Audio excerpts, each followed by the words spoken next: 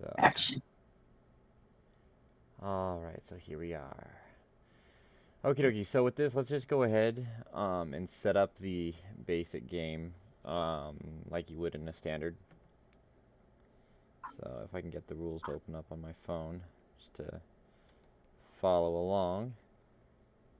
You can copy the tablet that I have out here if you want to keep it in game. Nah, especially since I'll be streaming this, I'm gonna want to keep Uh, this as clean as I can. Just True. looking up the rules and like as we're recording it, I can say, starting on like for example, we will be starting. Let's see here. This is page 4, the basic rules game setup. So we will be starting there. And here we go. So we've got the board set up. We've got the dice. We got the crystals and charges pile. So we need to first determine the first player. So we each roll a red die. So I'm not gonna hit that button because that button is really bad. There we go. Okay, so let's re-roll. No. All right. So whoever rolls higher becomes the first player and receives the my turn token. So that would be me. And I believe the other person then becomes the what's called the positioning player. We'll get there. We choose factions. Dun dun. Then we plant our banners. Each faction selects a single banner card that give them a unique set of powers. We each only have one banner card, so for this we can just hit deploy because it's gonna like, set everything out for us anyway. Um, we choose our squads. We're just gonna use the standard starting squads. So we won't be using the elites at all this game. So those, you know what? Let's just delete those because we don't need those. Doop. Then we have. Let's see here. Normally, when choosing the squads too, you select any 5, and then you can select. You make sure that they're all have their basic mode up, which these obviously start basic mode up because they flip in the middle of the game. And then we also have the models that come with them. So then we do the endurance tokens, which you have it auto-populated, correct, when we hit start? Yeah. So those will auto-populate on their own. From here, normally you would actually build your 25 card action deck. Now, what I'm assuming is Yep. during the main release of the game, the action decks will be pre-built by players. Like, let's say you take it to a tournament, you're gonna have your deck pre-built because you already have in mind which units you're bringing. Um, and who knows, they may give an option for like, hey, you could swap one squad out. Who knows? But normally you build a deck of 25 cards. We're using the pre-built decks that they have set up for us because these are essentially the starting squads. Then let's see here. Then we choose the positioning player and countering player. Okay. So you'd be, well, I guess So, you choose because yeah, you're I the choose. The you. first player chooses whether to become the positioning player, who will initiate all deployment stages, or the countering player, who will begin the match and take the first turn. Um, I will go ahead and I will take the first turn. So So that means I you, position first. yeah, so you will be the positioning player. And I just closed the rule book down. I am a genius. So, all right. Um, do we always want to do a default for the crystals and Well, shrines? let's go ahead and let's try out the way like we would if you and I were just meeting up to play. And we'll learn some I'm scared. painful things along the way. Oh, I'm scared. So each faction owns one shrine token, and they place the shrine token on the board, starting with the positioning player. So you place your shrine token first. You realize I have to defend my undefeated championship here, and Oh by yeah. going willy nilly into this, like you're going to compromise that. So I don't know how I feel about that. So I'm gonna put We have my to be two apart. yep. I put my hatchery there. I think you know what? I'm actually gonna park my hatchery back just a little bit because having your thornwood start that close is a little scary. All right. I So would be then we scared. place the crystal sources. Those you haven't set it to where these auto generate, right? No, and I may not, Okay. depending on how games start, because some games may start differently. Oh, they will. Like let's say I use my elite squad, you would gain 2 extra crystals. But Yeah. I guess we can put these over here. But now we're gonna do the crystal sources, which are these over here. Um, we set up 4 crystal source tokens. So the player takes turns setting 1 crystal source, starting with the positioning player, aka you. All right, then I'm going to put one over here. Remember, it has to be 2 spaces away from everything else at least. Oh, 2 spaces is huge. Yeah, but remember, mobility in this game's huge, so. Others away in the back. The advantage with you, though, is you have those dryads, which there are a lot of dryads, so you don't have to move them all the time. Oh, boy.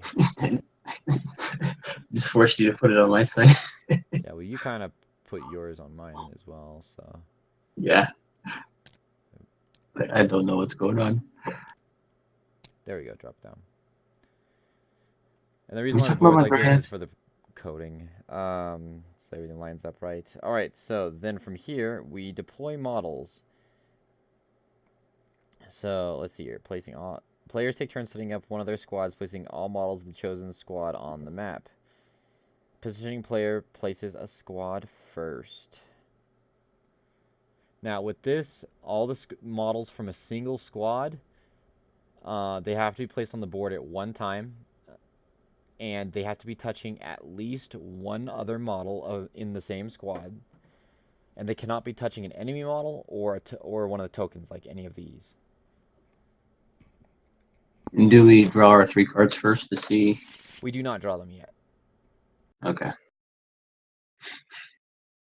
That was my mistake last game. Oh, your mistake last game was losing too. So. That's true too. Okay, I got one done. I need to make a video about why this board is this way. That's like the biggest complaint I get from a lot of We people. can do that like when we actually do the official let's play. We can say, okay, so Nah, I'd rather not. I'll make a separate how-to TTS video. I did it for Nemesis. okay, Kind that's of actually a really good idea explains a because then you little can bit. show the specifics of Yeah. this. All right, so with the squads here, just by the way, I'm talking as if like we actually are going to publish this. Who knows? I might publish this as a hey preliminary. But anyways, Yeah. you do not have to be in the same space when you deploy. Like these guys are all in the same space, but they do have to be touching each other because it's a unit of 3, and since they have to be touching at least one other model in the unit, they're all going to be close together. So this is one of my berserker squads. So it's your turn.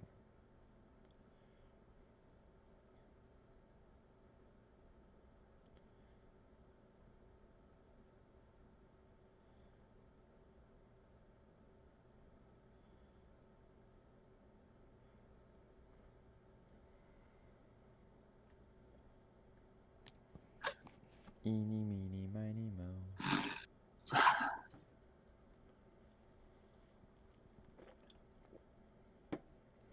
Catch a tree made by his toe. Kind of sad they changed the name to the tree maids. And same thing that they changed the werewolves to war beasts.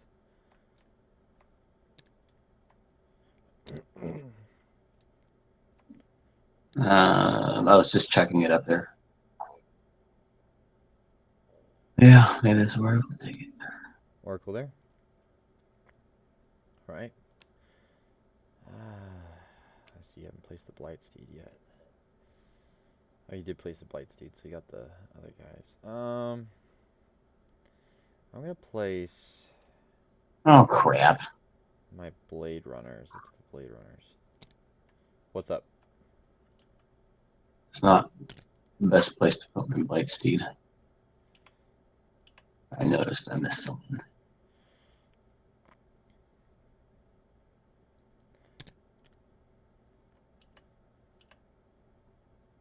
Coming for you. My war beasts, they need to be placed together. Yes. Okay. since they are a unit of 2 models, they do indeed need to be placed together. Dude, have you read the rules for like the Dvargar? What is that? The Dvargar, the other Oh, faction. the yes. Yes, It's such a weird Dawnfall word. video, and don't know what one of the factions is. Yes, It's a weird word. it is the dwarves. Have you seen the rules? The doors. No, I haven't They can looked at them at all. combine. Like literally, their models go base to base, and they stick together. That means Huh. that when they take wounds, they can actually distribute it amongst 2 different units, Wow.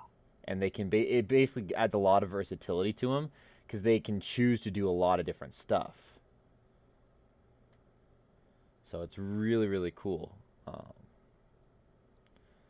I think the Razak are going to be really interesting though, because their shrine actually moves. It's this cloud of lightning.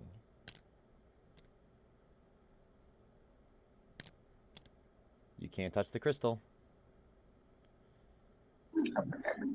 Okay, so I guess I can move them. And in the Edge Dawnfall, these are spaces, the large hexes.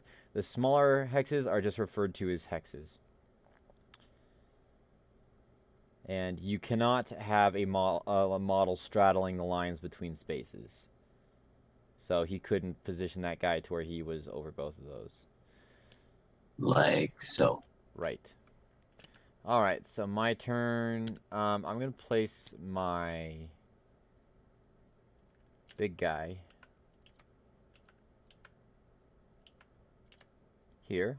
It's my... Oh, is that the harvester? Is that the... No, that's a shatter. Good. Dude, I'm actually really... The more I was looking at the models for these guys, the more I'm actually really looking forward to getting them and painting them up. Yes. Like, I'm trying to get my projects done too. this is honestly the box set I really wanted the most. I originally actually pledged just this box set. But I decided like last minute before, actually at last minute, like when we were doing the pledge manager, to up it to the war chest, and I'm very happy I did. Very happy I did. I did the same. I did Faceless and Reborn, Yep. I believe, for and then yeah, I actually bumped it up did to Faceless Reborn, a second board, and then I did the terrain, I think, originally. But then when I came to the actual pledge manager, instead of getting the terrain, I got the Dawnfall, not Dawnfall, but the war chest and the Father of the Sun. And I'm so excited for that. Like, that's what I'll be playing mostly, is Father of the Sun, to be honest. I don't know much about that expansion. I haven't delved So, into it. how much have you Bit of actually looked in depth at the unit details for this entire game? Like the models, what they do. the Reborn. Okay, so I'm gonna go ahead and publish this video. Like, this will be fun. But anyways, so the whole idea, and this is mostly for those who are watching, the Reborn are essentially the Dryad type, theme for Dawnfall. Except these guys are not friendly. Normally you have like, friendly druids and things like these. These guys are not friendly. They are very, very hostile towards civilization and other people. It's like if you ever watch those Barbie cartoons and you've got the good Barbie fairies. These are the bad Barbie These are the fairies that bad are Barbies. I'll never get. Oh, these are Barbies. Oh my god, the tree maids are gonna get purple clothes. Anyways, so the reborn, like, it's even to the fact, like, for example, there's a card in the game that allows the tree maids to turn things they kill into the werewolf war beasts. The whole idea behind the reborn is they're very much around positional strategies. They don't have very good move stats, to be honest. The Blightsteed does, and the Oracle's Transform mode does, but most of them have really subpar movement. They have some movement shenanigans that allow them to teleport around, but it really focuses on the thicket mechanic. The thickets are a special token the faction gets to drop down, that if that token is ever pushed by an enemy model, it does 1 automatic wound to them. Now, that's if 1 or more are pushed, so you can't, like, push 3 and then take 3 damage, just 1 or more. But that means that they will be trying to spread these thickets throughout the game, trapping enemies, pushing enemies around, trying to trigger that effect. The shrine deals even more with that because as long as those thickets are connected to the shrine somehow, whenever there's a passive phase for the reborn, the thickets do one free wound to each enemy that's base to base with it. So they're very much around positioning. They have a lot of mechanics that are like crowd control, movement control, stunning, paralyzing, holding people in place. And they've actually got some really good wombo combos too. The tree maids themselves are kind of support pieces that can do damage, but they're not the most proficient at it. They very much are there for their support abilities. The worms, I haven't figured out the worms yet. They seem like they'd They be really, drag people. they seem like they'd be really good, but when all the games I've played so far with Reborn, I haven't actually drawn the worms cards, so I really haven't used them. Um, you said they drag people? Yeah, I Yeah. believe you can drag them, and they have good defense Yeah, if you switch if them you put them into in their defense burrowed mode. mode, like they're incredibly hard to actually hurt. They can't attack back, but that means they pretty much can't die. The War Beasts are wonderful. 3 initiative is so good. It's crazy good in this game. Um, Blight Steeds have some really good cards that allow them to do some charge attacks that have really good effects. The Oracle of Wrath is weird because most of the other boss type models are usually this really big killy piece. The Oracle of Wrath is actually more of a support piece. And she's actually got a smaller base as well. She's got a 3 size base instead of the 5, which is actually a little bit of a downside at times, but allows her to position things okay. The Faceless, on the other hand, are completely different. The Faceless are kind of zombie robots.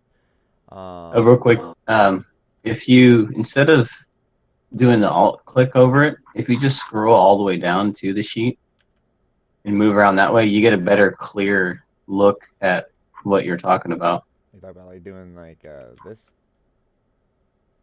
Let me get back over to your video. Yeah, just scroll down and straight down. Yeah, straight down look. Yep. Yeah, it looks kind of jittery and glitchy, but that could be because we're streaming everything at once. Yeah, because this is essentially that and then that. Personally, it's just easier to alt this up. You can go down further than that, can't you? Yeah, but you cut Go off closer. stuff. Yeah, that's fine, but so only show what you're talking about. That's true. So these guys are kind of cool because they're essentially robotic zombies. They were actually kind of created by accident, and they've basically become an evolving machine of flesh. It's really weird Aren't they and really part cool. crystal? Parts of them, yeah. But like, so the whole theme behind these guys is they are all about evolving, and they have these berserker squads, for example, are really expendable. The berserkers, you don't care if they die. You actually want to use them because, like, your banner, for example, can remove one from the game for an additional crystal. They're really good for resources. They have a lot of healing abilities as far as like consume another model and you get to heal them. And the Shatterer can become one of the most powerful, if not the most powerful, straight up attacker in the game. Their shrine focuses on restoring the endurance tokens, so restoring their health to all the squads that are next to it, which can be a really big deal. And their cards have something unique to them. They actually have entirely new unit cards. They're upgrades. So normally you can shift. These guys actually have to pay for every single one of their shifts. And then when they have their upgrade cards, you can play upgrade cards from the deck, which further improve them. Like, it's fantastic. And because of their faction banner, to where if you play an upgrade card on them, you can bring the entire squad back to life. It's really, really hard to actually kill a faceless. So they're kind of a form of a recursion in cheap meat type army. And so these are the two kind of strategies we're going up against each other. This kind of central piece is really good for his Thornwood, his Thornheart, so he can actually spread stuff out from there. I just kind of want this kind of localized a bit so I can get stuff off of it when I need it, but we'll see. So you need to position another unit. You only have the worms left and the tree maids left. I still have my Berserker unit and my Harvester unit.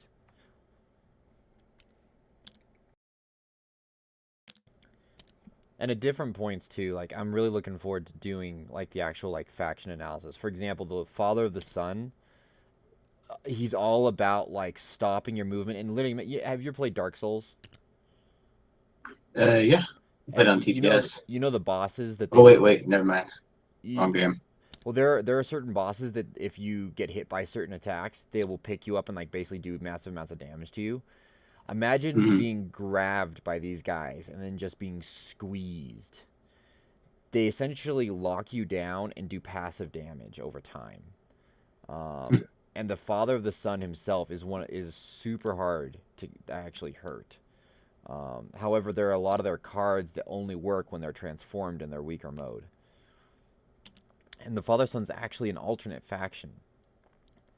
So I'm wondering if they're gonna the Father Son will actually have his own banner card and everything. Because what they do is you pick 4 squads, 4 Father of the Sun squads, and you pick a Darkness squad. So they're kind of pseudo darkness. I'm really Hmm. kind of interested to see what they do with that. Because the actual darkness bosses are the Bellcrow and the oh, what's she called? She's like the one who's like the void one, where she basically brings the end to everything. She's crazy. But the other darkness boss. But there's some really cool bosses there. But that faction's gonna be so different. Like it will definitely be talk all of its own.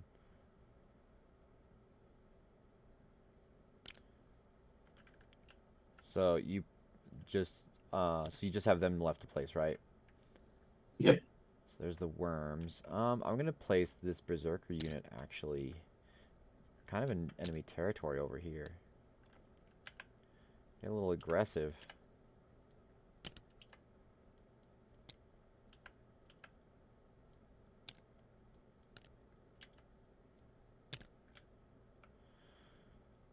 All right, now your Yeah. teammates.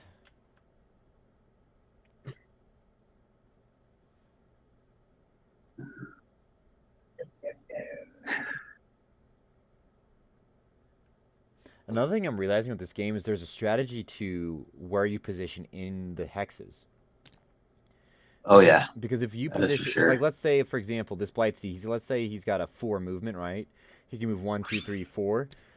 If I'm in this hex on this edge, you can attack me. But if I'm on this back edge,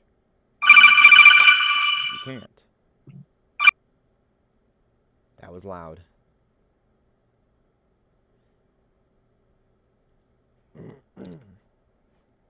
And yeah, when we do the campaign, I absolutely think that we should only do like 1 to 3 of the scenarios. Um, like we shouldn't do the entire thing, just so it keeps some of the surprise for people. If we want to do at some point a full playthrough, we should start with Chapter versus Reborn. And he's got to be right back. While we're waiting for him to return, I'm going to go ahead and talk about some of the other factions. So some of the other factions we've got the Razak.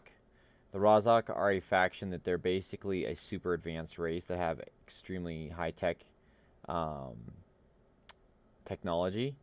Their shrine actually moves, which is crazy because it can affect enemy squads. Oh, and he is back. So, come back for Razak later. Yep, I'm back. That was fast. When the wife calls, the husband must answer. Oh, yeah.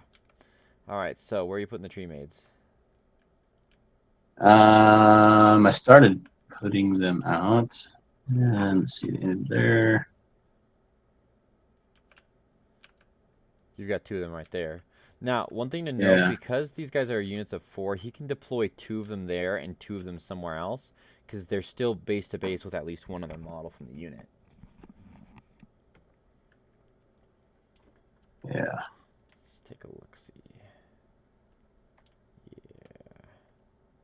Yeah. Okay. I think I'm done there. Do you want me to post this on Facebook that we're doing a test stream if anybody wants to come over and check us out? Go ahead. Like, I don't mind. Cool. I need to figure out how to get the Twitch overlay to work for Tabletop Simulator.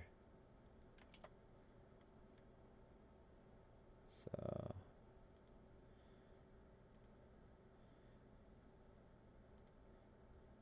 if I open up my dashboard. Let's see here. FYI, Twitch noobs.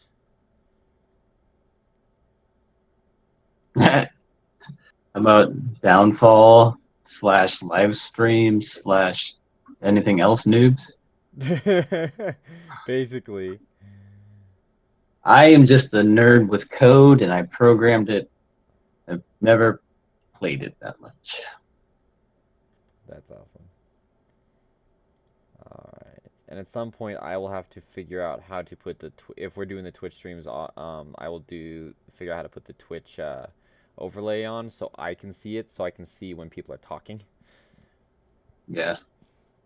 Otherwise, I will literally just have my phone open looking at that. So... Alright, we ready to go? No, you got to put one more out, right? And then I get to move one more squad. Well, that's after this. That's at the beginning of the game. So we actually do a couple of things first, because you actually do draw your cards first, yeah. and then you do the positioning movement. I am going to put the harvester. That's pretty close to that. I don't like being that close to that. I mean, I can't really get away from your thickets, to be honest. Like, that's the down. I think that's, when you play in this kind of mode, I think that'll actually be a pretty big deal to have the fact that you really can't get away from the thickets in this. Like, that's just part of the game, and I think that's very important for that faction. Alright, so that is all the units deployed. So from here, we would generate our crystals, which every player gets 2. If someone is using the... elite squads, the opponent generates 2 more. Darkness does not use crystals, and so they are an entirely different story for a different time. We would place the victory token and the faction markers. So this is the victory condition. If this ever reaches one of our faction markers, that player wins. You gain victory points by defeating squads, and you lose them by losing squads, essentially, because, like, this is a tug of war. You can use it as resources, too. Like, if I am 1 money short, I can decide to pay a victory point to my opponent, and that'll go down. So, that is all started that way. We will shuffle up and then draw 3 cards. So you said it shuffles the beginning when we click to begin the game? Yes, it does. All right. So begin the game, waiting for tokens to spawn. It's spawning the endurance tokens and everything. So this is shuffled, right? Should be, hopefully. We'll find out. Yes. You should code it to where it auto draws. I thought about that too, but that could be different depending on things. If not, it's pretty easy. Uh-oh, it's no longer drawing automatically from, like, when I hit the number key on it. Well, that's frustrating. You're not in your seat. That would man. explain a lot. Change color. I will be blue. Yeah, that would explain a lot. There we go.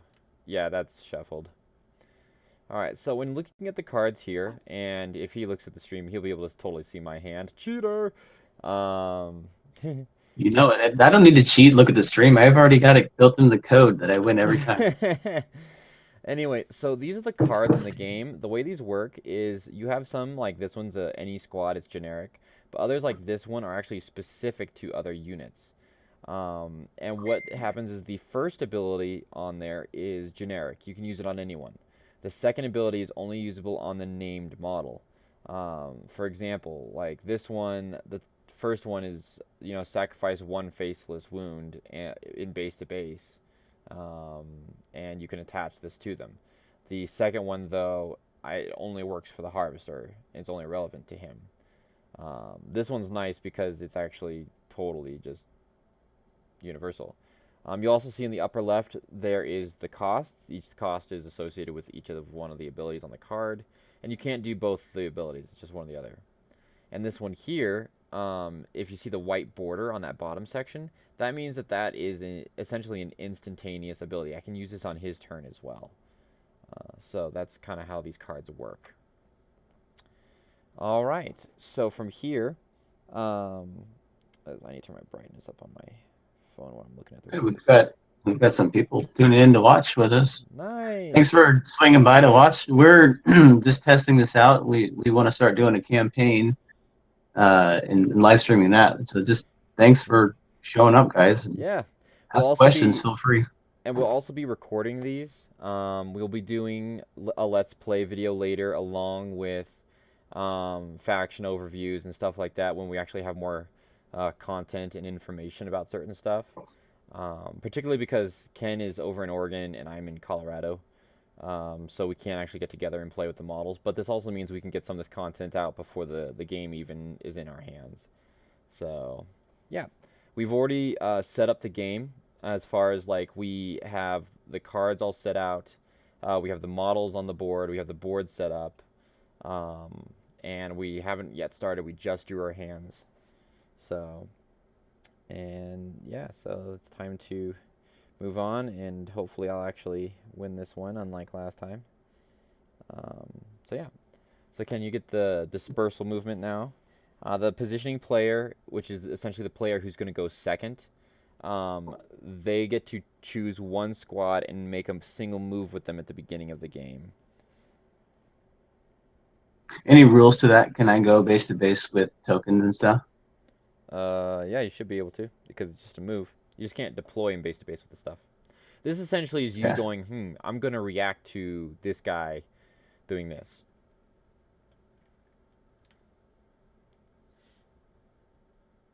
Uh,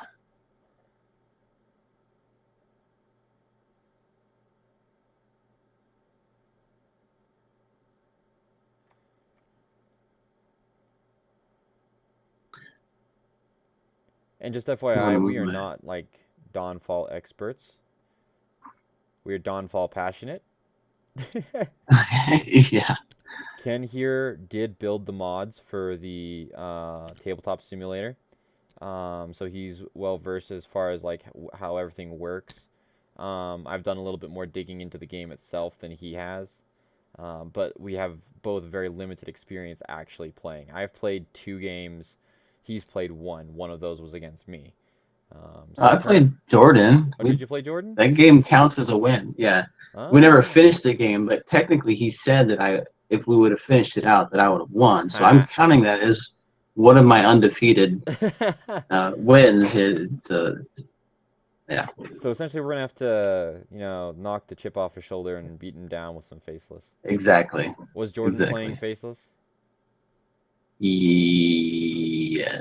Yeah. Yeah. I think they're the faction he's most excited for anyway, so I figured that'd be the case. Okay. I made my All move. right. So from here we go to the first turn. So the nice thing here is actually we've got these nifty little cards if we ever want to see these. So there are 2 types of turns. You have active turns, as well as you have passive turns. There's no reason to do a passive turn. Passive turn is essentially how you generate more resources in the game. The active turns is when you're able to play cards, attack people, etc. So yeah.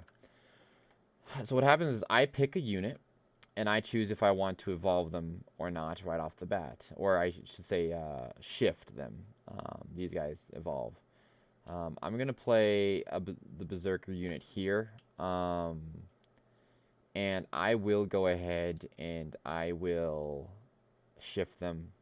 I will spend 1 endurance token on them instead of the normal crystal.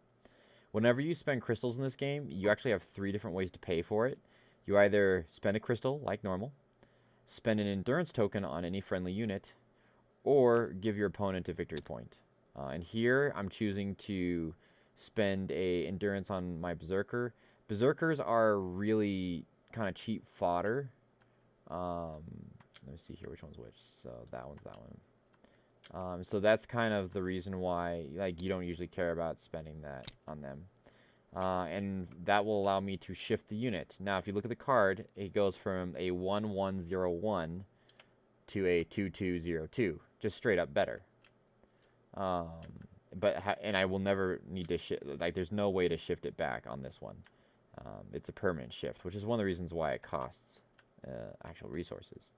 So from here, I'm choosing them to be my active squad to move. The bottom number, the little arrow, the yellow symbol, that is their movement stat. So I get to move up to 2 spaces, and I do not have to move everybody together. The Blightsteed's got a pretty good movement, so I can't really get away from him no matter what they do. So I'm actually going to move this guy 1 space over here. This guy's going to go 1 space over here. And this guy, he can move 2 spaces. He will actually move 2 spaces this way. So it'll go 1, 2. Remember, these large hexes are spaces, the small hexes are hexes. So I can essentially land anywhere in this spot I want to. And I'm going to land right next to my crystal. And as far as anything else, I don't think I actually want to play any cards from my hand. And I don't want to discard them. I like all the cards in my hand right now. At this point, I don't think there's anything else I can really do. So, because normally you get an opportunity to play cards, and I'm not going to do that. So, I'm going to be done.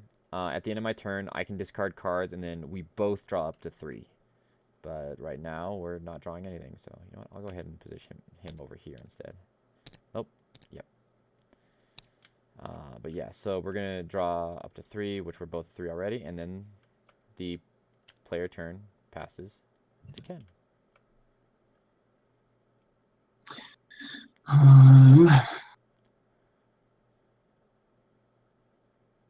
What you gonna do?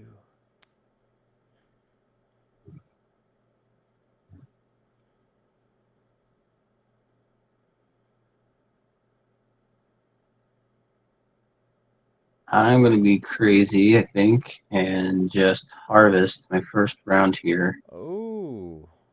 That way I can get me some crystals without having to worry about you trying to take them away.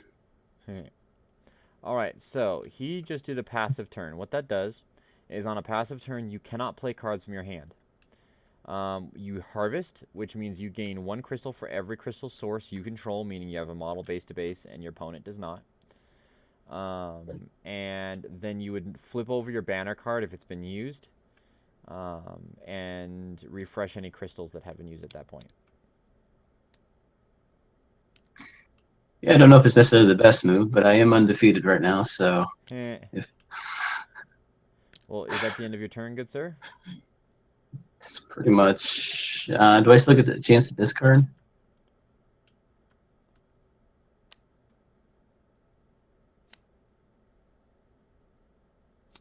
Do not believe so, because it's not the active turn.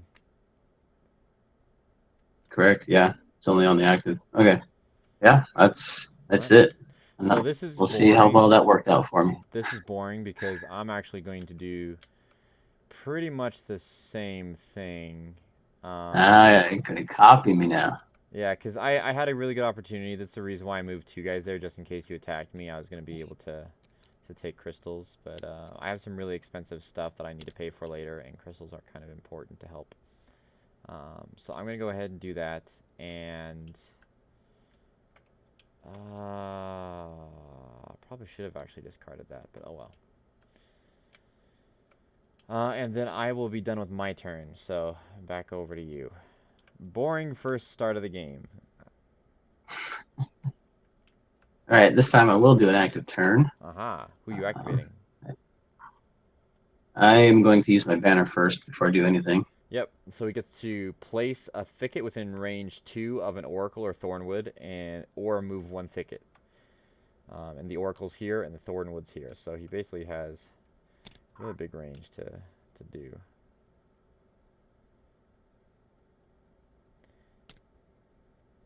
There you go. Someone's going to get hurt. Let's see. I used my banner. Flip that over.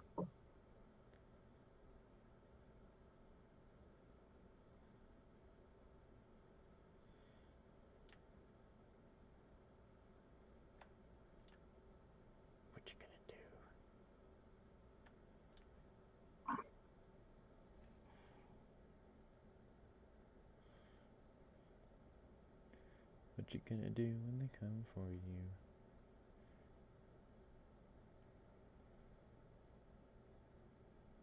I wonder if they edited this part out on their videos when they did this. There's so much to think about, so many different options. It's one thing I like about the game, but it's intimidating at first. Well, it's kind of cool because there's actually like it's a very simple concept, but there's so much like things that are gonna happen within that simplicity. You're like, well, because at this point, like, you just kind of gotta choose and do. Choose and do, sir. Choose and do.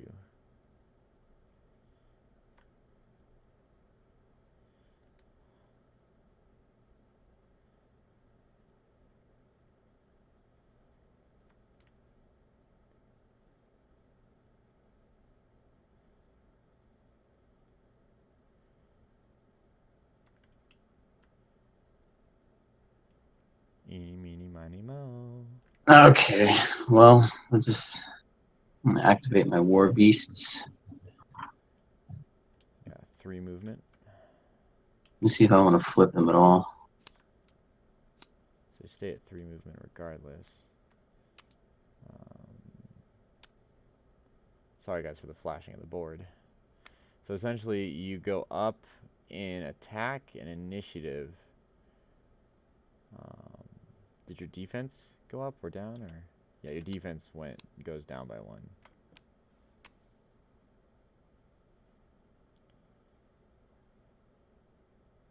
And your Berserker initiative is okay. I'll just keep them. I think I'll go frenzy. We're gonna go crazy. Okay, so and you only can change it at the beginning. Yes. Before you move an attack. Right. I won't be able to change that back until another turn. All right, this guy's gonna go 1, 2, 3. Land right there. Let's see one.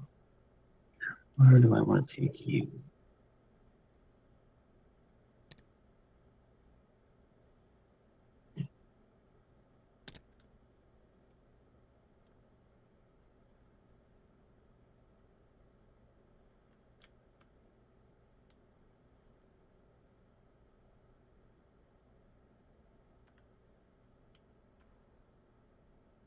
All right, so we'll end there.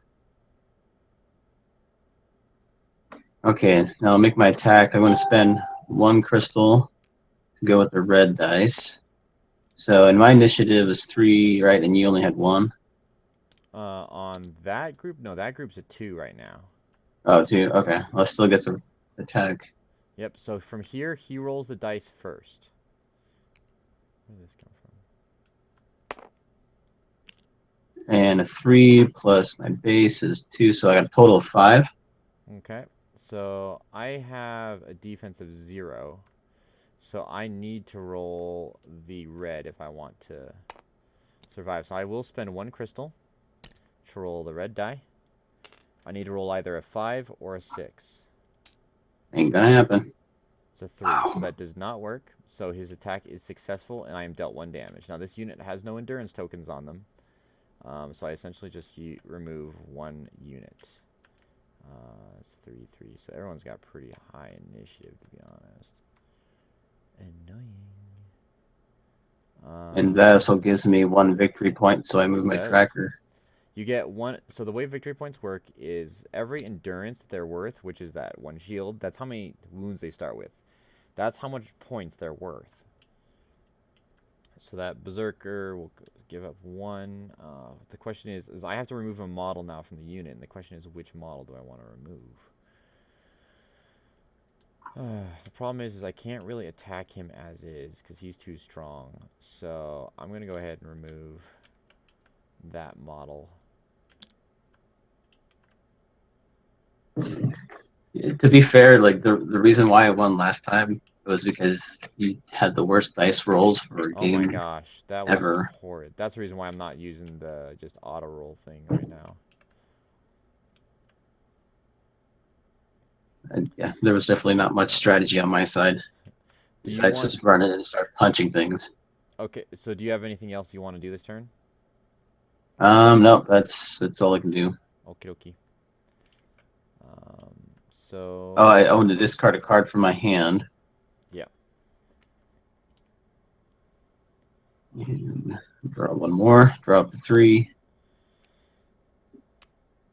Okay. Alright, so... My turn. Right? Yes. Alright, so my turn. I will go with...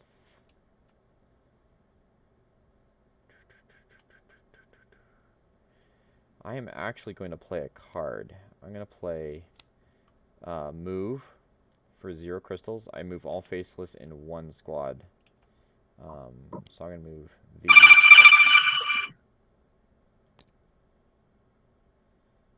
And I'll throw you there. And I will... I will mute my silence my phone. Go there, I guess. I'll go there. Okay, so that was that card.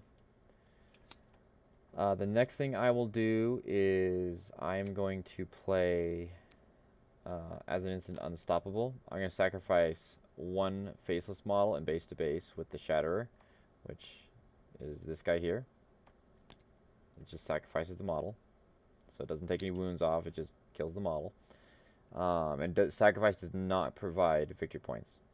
And I get to place 3 unstoppable tokens. At any point, I can remove 1 or more of them, and each grants a 3+ bonus to a single roll, initiative, or move. So, where 3 unstoppable, there they are. So, he gets 3 unstoppables. 2, 3. What happens if I flip him over? He becomes a bit better. Alright, so for now what I'm going to do is I'm actually going to, let me see, do I want to do that? Yep. So I'm going to spend 2 of these off of my harvester. Let's go ahead and just dump these in. To cause my Shatter to shift. It's kind of fallen beneath the board, which is stupid. But yeah, And when you flip them fast like that. I'll leave them right there. That happens when you flip them fast. Got it. And then it's hitting those tokens. So he's evolved now. I will then move with him. He gets 4 spaces of movement. He has an initiative of 2. What's your initiatives? 2. So essentially, I could get to choose to attack first. You have a defense of 4 to my attack of 4, so it's pretty 50-50 there. Heck, why not? Let's have some fun. So he's gonna go from here. He's gonna go 1, 2, 3, 4. Ooh, I can't do that if I want to touch you. So if I go 1, 2. You can't move through something if you're required to push. You only can end and push. So you can't move through that space here. Oh, I see what you're saying. 1, 2, 3, 4. If you can end your turn there, but you can't move through it. But is that guy? Oh, that's not the guy with teleportation. No.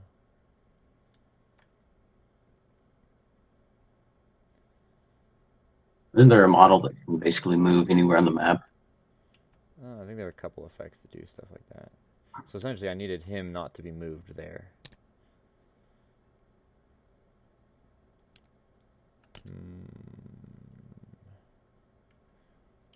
Pickly, tickly, tickly, pickly. I guess I'm going to move my Shatter over here. And let's go ahead and attack the Dryad. So the way combat works, this is the first... Actually, we did it earlier. We didn't explain it. So combat, we look at the first blue stat. That's initiative. That matters if you're getting shot at and when you're attacking. Because what is your initiative on them? 1. Yep. So you compare the initiatives. Whoever has the highest initiative attacks first. And you'll be using the red stat and adding that to your die. The defender will be adding the green one to their die. So you start off with a free yellow. You can spend 1 crystal to get a red if you want. I don't really think I need to because he's really high on his stats. So 4, yeah, I have an 8 now. So there's no way that you can actually there is. If you pay 1, spend 1, and if you roll a 6, like you spend 1 on a red, and if you roll a 6, then you succeed. Oh, so he's just choosing to roll this one. Now what this means is his stat is then a 6, so he fails. He will take a wound on the squad. However, what would have happened is if he would have rolled a 0, he would have been able to refresh one of these crystals for free, putting it back in his ready pool. So yeah, that's kind of what I was hoping for. So yeah, so that is all of him. So that's 1 wound on her. So that they didn't have any endurance tokens, so a model just straight up dies. So that model died, and since they had 0 endurance tokens, she's not actually worth any points. Now I'm gonna spend 1 more action, spending a harvester. Paying that for the harvester. I'm gonna kill a model in base to base. Kill that one. And I get to put 2 endurance tokens back on the harvester, essentially refilling the resource that I spent. So I'm going to put my discard over here. Someone's been doing their homework. I didn't like how badly I actually used this faction last time, so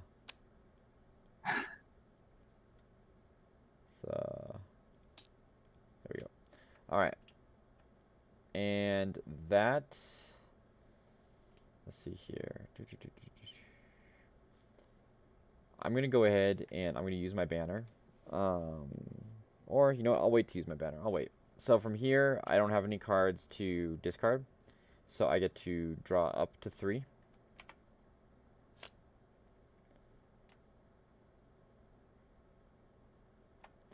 And, let's see here. And then combat. Okay. Just kind of checking out the things. Things and stuffs. All right. Then it is your turn now, sir.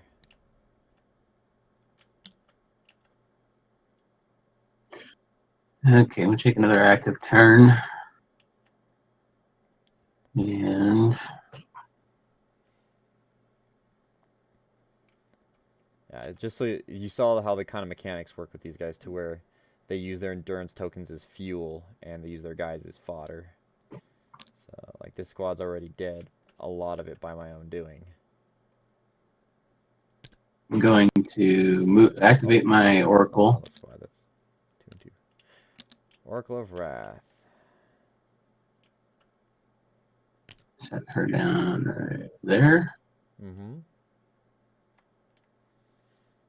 I'm going to pay 2 crystals to activate Call of the Wild. That's this. Uh-oh, I know this one.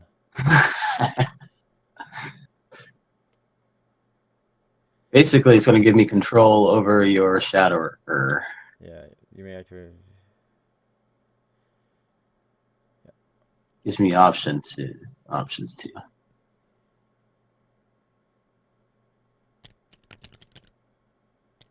You can just stick it over on my card. Heck no, we're going to keep it on there. It's mine.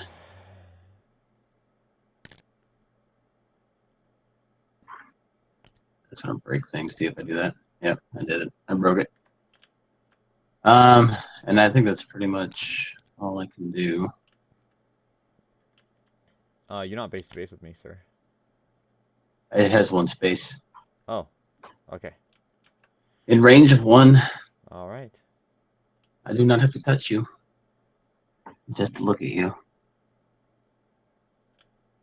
Alrighty. Yeah. So then, discard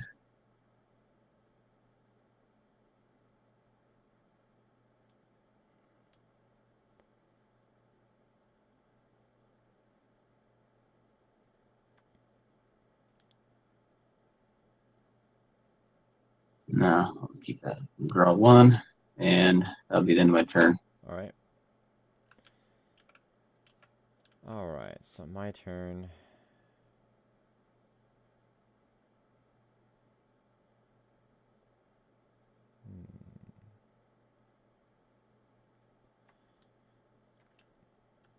So I'm going to go with my Blade Breathers, I think. Yeah, I'm going to go with the Blade Breeders. They're going to move, or do I want to shift them? They've got a 2 movement. If I flip them, they get a 3 movement. So for those who are just watching on the stream, if you wanted to say hi in the chat or something, or have any questions, feel free, and we can try our best to answer them. Again, this is really just us testing out, going live with this stuff. We plan on going with a campaign soon. Yep. Starts on a lot smaller scale, and just playing through the campaign to really get a feel of the factions instead of going head first into the deep end, drowning with options. Yeah, I'm going to go ahead and activate the Blade Breeder, and I'm going to shift them for 1 crystal. So, and then they're going to take their move. 1, 2.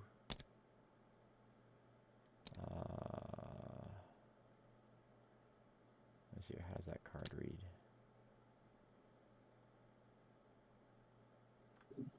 Yep, so 1, 2, I'll move this guy there. I'll move this guy.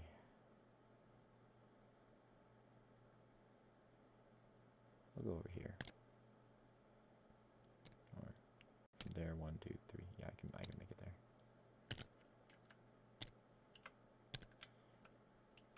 All right, so do I want to do the free combat first? No, I'll do this. Oracle's got super high defenses. It's got 2 initiative. Blade Breeders can possibly do it. I'm going to then do a combat. So I'm going to obviously attack with him against the Tree Maid, or you know what? Ooh. If I actually position there with my movement, I have the chance, although my defense is pretty low.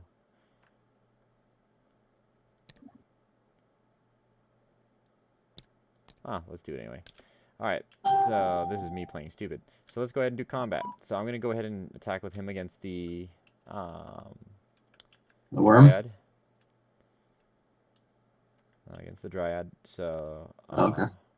Blade Breeder. Also known as Tree Maid officially. Right. So I have initiative of 2 against your 1, so I get to go first.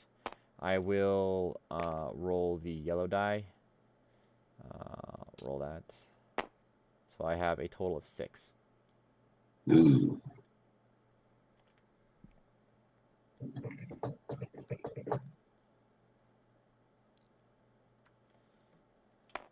Gotta go with yellow. It's a 1. It's a 1. Alright, so she will take a damage. Essentially, a model will die.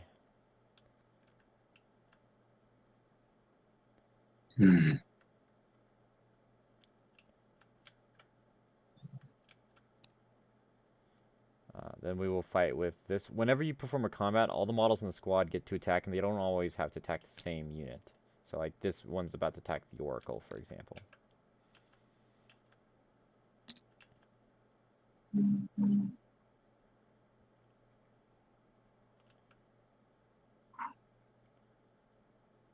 Do it. Alright, so for this one, I will pay an endurance token, and we will pay it on the Harvester, I think. Or maybe I should do the other Berserker. I'm going to do the other Berserker. And I'm going to use this die. So, go there. Ooh, so I could pay a crystal and re-roll that, which I think... It never worked for you in the past. Or I can refresh. I'm going to run the risk. I'm going to give you a victory point to show how I can pay these. I'm going to re-roll it that way. Much better. So that's a total of 7. Ooh. My defense is 4. I'm just gonna roll it. Yeah, you have a 1 in 6 chance of succeeding. So you can pay a crystal to re-roll or just choose the refresh. I'll refresh. So the Oracle. And then at least 1 endurance. Yep. And that's that part. Then what I'm going to do, I'm going to spend 1 crystal on this and get a free combat with all models in 1 faceless squad, which will be the Blade Breeders. Yeah, okay. So I'm going to attack the Dryad unit again.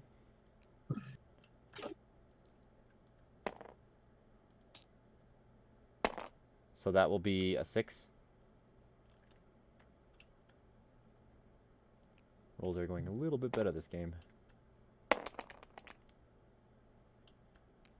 Take the refresh or pay to reroll. There you go. Refresh. Alright, and then this unit will attack the Oracle. I will spend a endurance on the Harvester for a red. Okay, so that's a 7. Again. Where are you attacking from? Here. Oh, from the okay. I will pay to get a red dice this time. Come on, low, low, low, low. 6 to my 7. Yes! Or no, sorry, you have 7 to 7. So actually, that attack failed. Which this means is he now can actually counterattack. So you can attack back. 2 to my 1.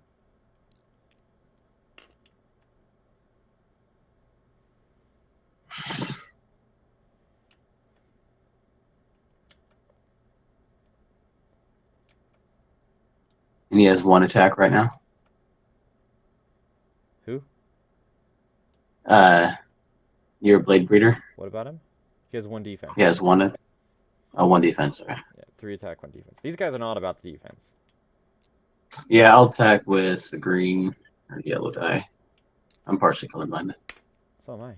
2. You have a total of 4. 4. Okay. I'll go ahead and roll the yellow die. 1. So I fail, so I will take a wound, which will bring my endurance down. Alright. And then I'll play this card, Lurch, and essentially I will attach to you. And at the beginning of each of my active turns, I'll put it on each of my active turns, as we are both blocked, meaning we can't move. And at the beginning of my active turns, I will do 1 damage to you automatically. Okay.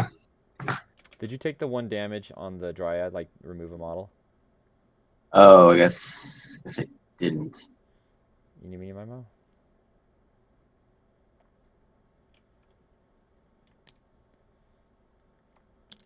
Okay. And that card there. That did not work how I was hoping. Now it's a pick and choose.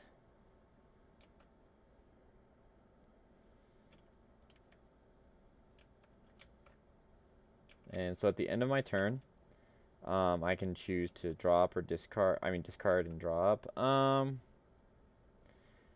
going to keep. Actually, I'm going to discard this card. It's a shatter upgrade. I don't want it. I'm going to then draw 3 cards. Well, that's interesting.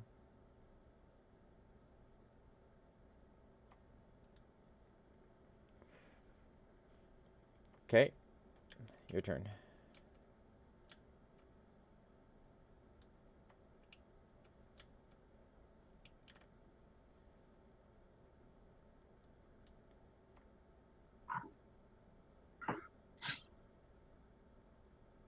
How does the lurching work? So if I move, your guy just sticks next to me. Do you You decide can't where he move. lands or what? We are what is called blocked.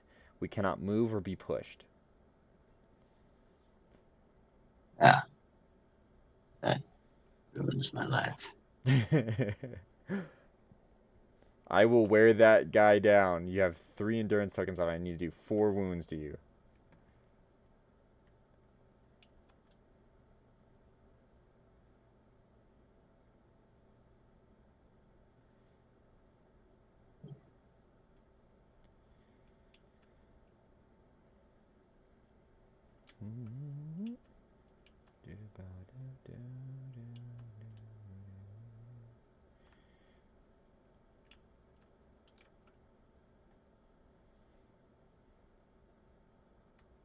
Well, I'll activate my war beasts.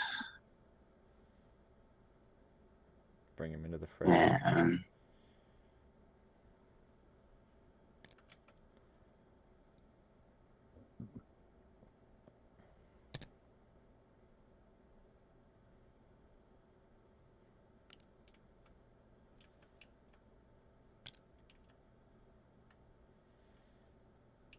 all right, I'm gonna go here to here.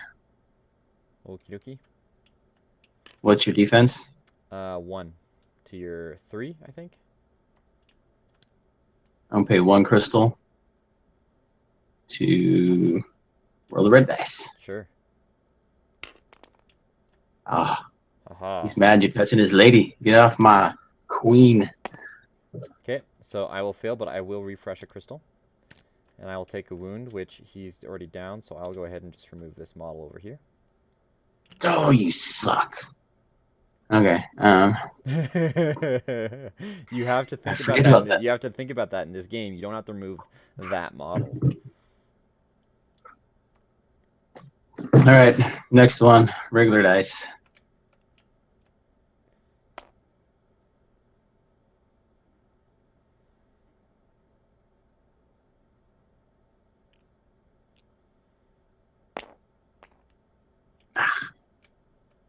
So I can pay to re-roll, right? Yep, you can Or pay 1 crystal refresh. to re-roll it, or you refresh a crystal.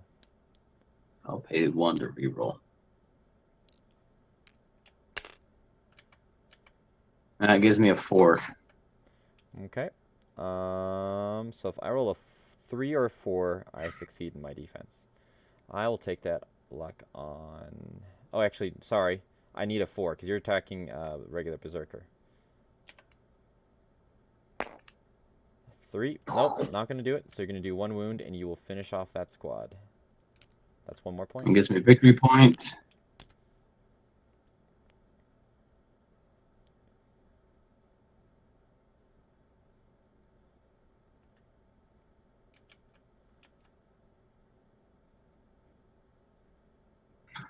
Okay, let me get rid of that. And draw a card.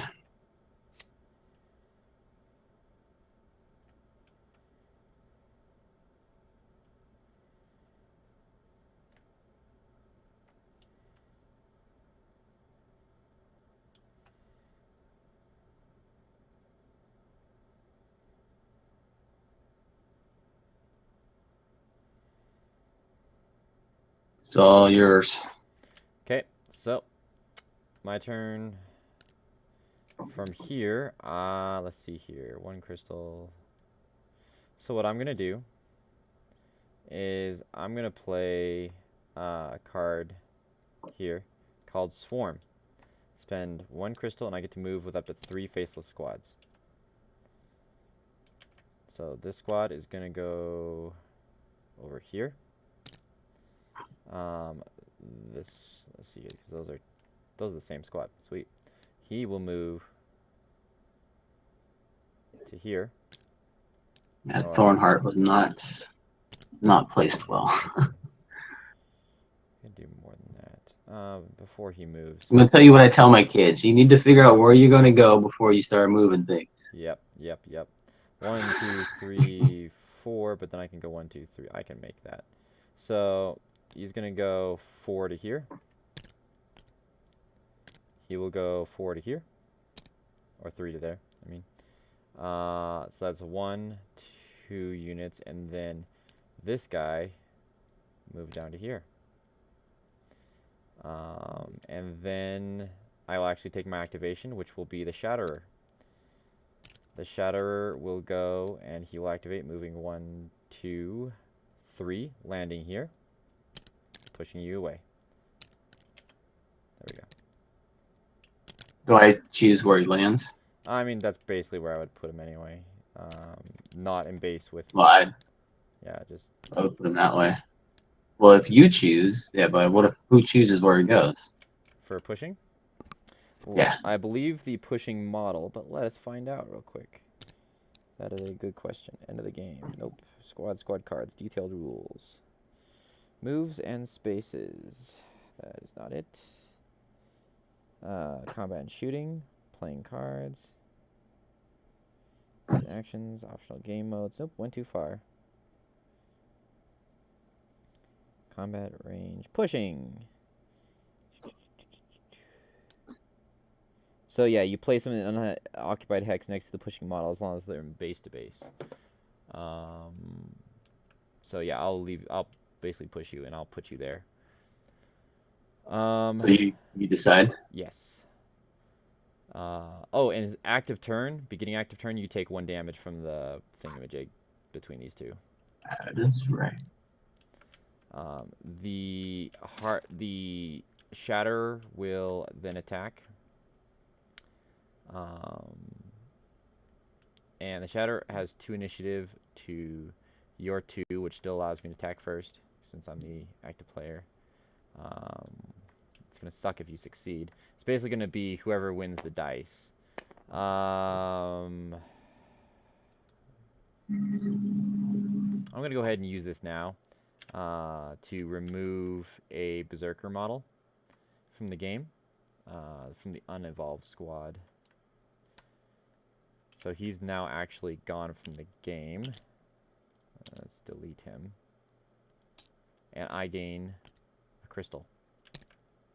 And I will spend that crystal to get a red die on this attack. Roll that. Nice! So you need to get a 6 on a red die.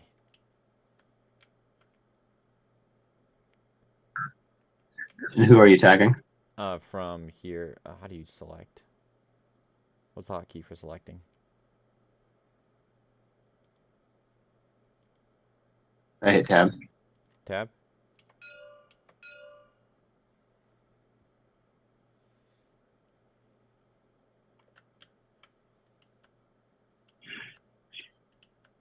Man, I get so many phone calls. Sorry. Okay. Dang it. I'm just gonna go with the yellow dice. Nope. You will take 1 wound. Oh, this is not gonna be good. Then I'm going to spend 1 endurance to play this card to allow me to combat with 1 model or 1 unit. I'm going to do the Harvester. Not the Harvester, but this guy. I was about to say what? And I will spend 1 endurance off the Harvester to make another attack against you with the red die. 4. So I have 8.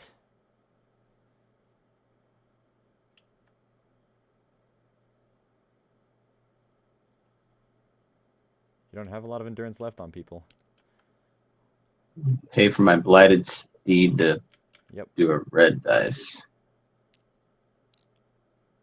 It's a 5. That's a success. For who? For you. Okay, so that puts me up to 9. So I defended. Yep. Wow. Thanks, blighted speed. Are you going to counterattack or no? No. Okay. Dang it. Stupid Lurch was a good plan there. Yeah, because it basically makes it to where you can't really choose to use my like my shadow and stuff. You have to get rid of your own guy. It's basically locked you down, and they're allowing me to set up other things. All right. Oh snap! I should have done that. Oh well, my bad. I totally forgot about these. Oh yeah. And do you want to explain what those are? I Those basically spend one to add give 3. 3 to any stat that I want when I want it. Yeah. You get 3 of those. Yep. That was my mistake. I should have used one there. Poopsies.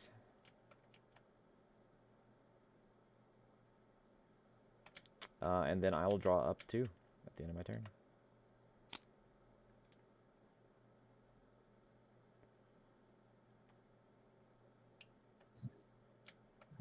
Turn to you, sir.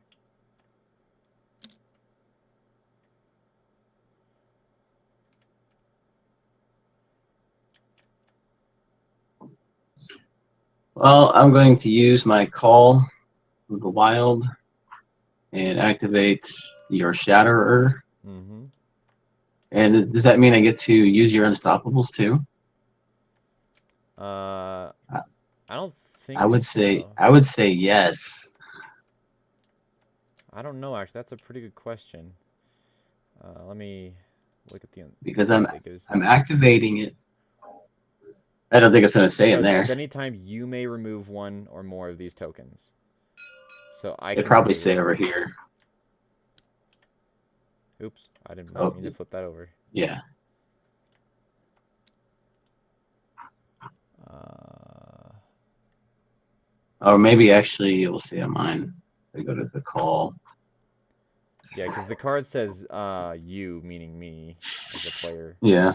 It doesn't say the model. Because if it said the model may, then I would say that yes, you absolutely could.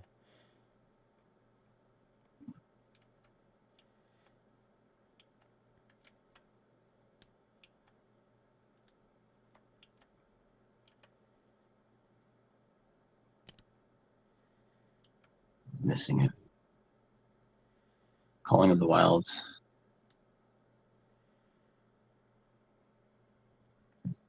Okay, it's up top.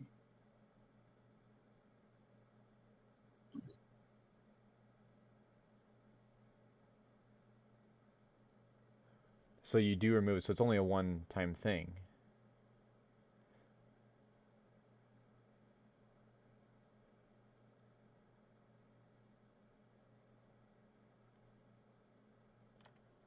That's good. I was a little worried it was going to be continuous. Yeah, that's what I was hoping for. So it's Okay, continuous. well I'll just do that. And yeah, I don't think I'll be able to use your tokens for now. We can probably ask them that. I'm going to assume based off the Good. wording, no. 2, But 4.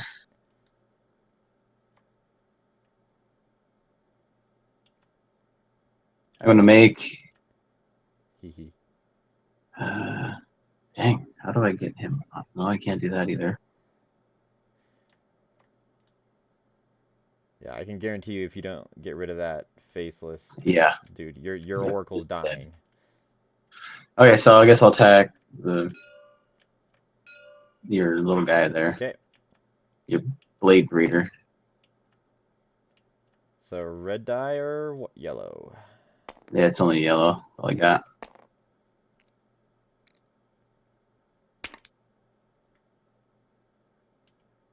So a 3 with 4, That's so 7. 7. So I can't beat that, but I will roll this. Nope. Although it was worth a try, it was a worthy try. So yeah, so he will die. Does that give me a victory point still? It should. Yeah. And that token now is gone, so you can kind of discard that. Get your lurch off of me.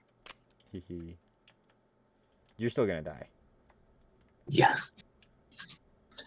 We'll see about that. You and dice rolls. Well, now that I realize I have these. Oh, that's true. Alright. So is your turn done? I'm gonna get rid of a card. I'm not getting any cards of anything I need to use either. I will.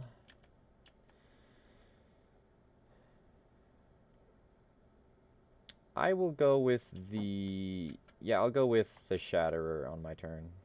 Um,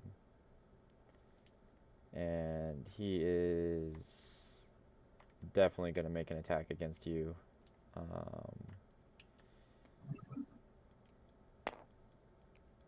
So, and let's see here. I'm going to go ahead. If I spin this, that'll be 7. I'll make it incredibly hard. I'm going to do this to add a 3 to my attack stat. And I will use the yellow die. So attacking from here to here.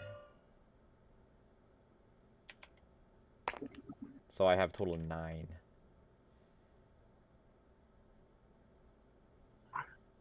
See, my defense is 4.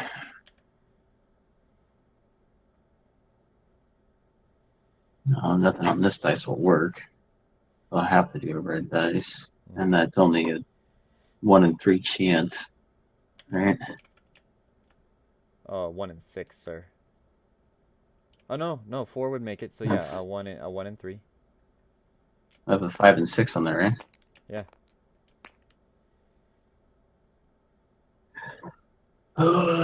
So many choices. You're running low on all your resources. Yeah, I am.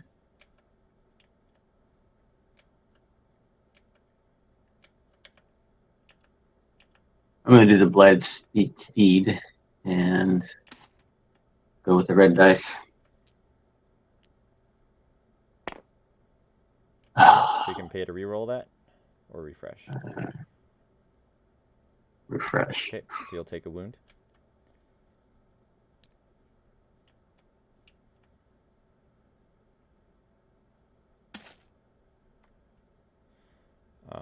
And then I am going to actually do something really risky. I'm going to spend a victory point to pay for combat, to do another combat against you. Spend No. let me see here. How does that word? Does that word as just during that action? I think it's just during the action I get to use those. Unstoppable. Yeah, for the single roll. So yeah. So I will spend one of those to gain another 3 using this die. And here we go. So that will make it a total of 10. Oh, this is a 1 in 6 chance if I believe I can do it. If I don't do this, if I can get through this, You you can also don't have spend much victory either. points.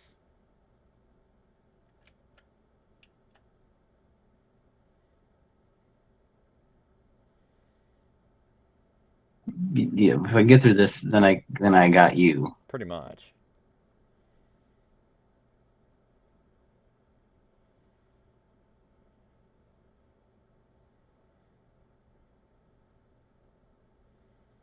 I'll spend it off the worms.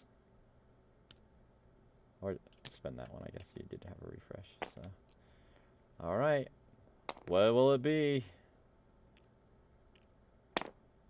No. So, your Oracle goes down. She's worth 4 victory points. 1, 2, 3, 4. I am out of the danger zone. Yeah, that was well played. Oh my gosh, that was... oh my gosh. And let me see here. I'm initiative 2, so you would actually get to attack if I did that. So I'm not gonna do that. From there,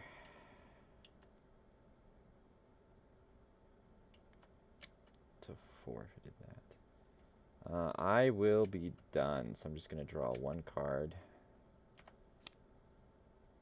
Be done.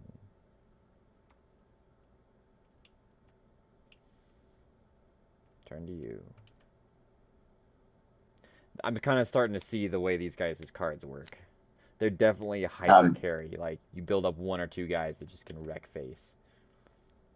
I don't know what I'm doing here on my end. I think you should have taken a passive turn a long time ago.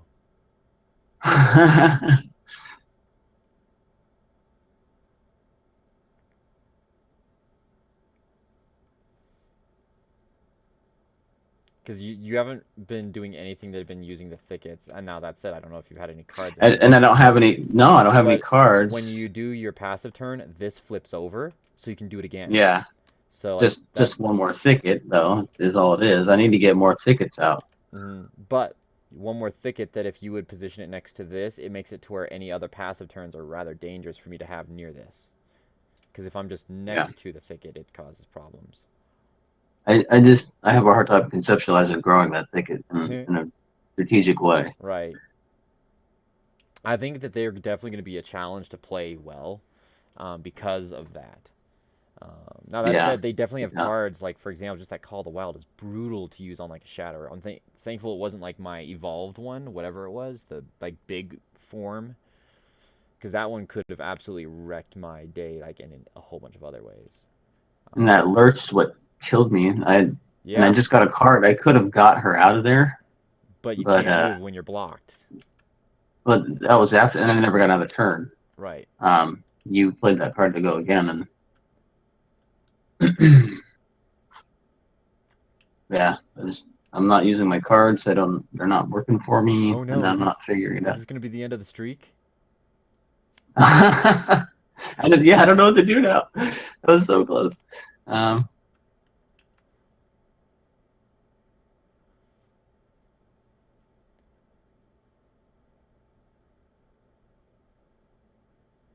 I really wish I could talk right now, like about what my plans are, because like yeah, I don't have anything. I can't use my thickets. They're not helping me, and I don't because the see problem immediate is right now you have four. the downside on you have fewer expendable models than I do, and you expended a lot of endurance tokens trying to keep her alive. So if I can get over to like your Blightsteed, that can be devastating. I mean, right now I can't because 1, 2, 3, 4. That takes 4 spaces. Um, but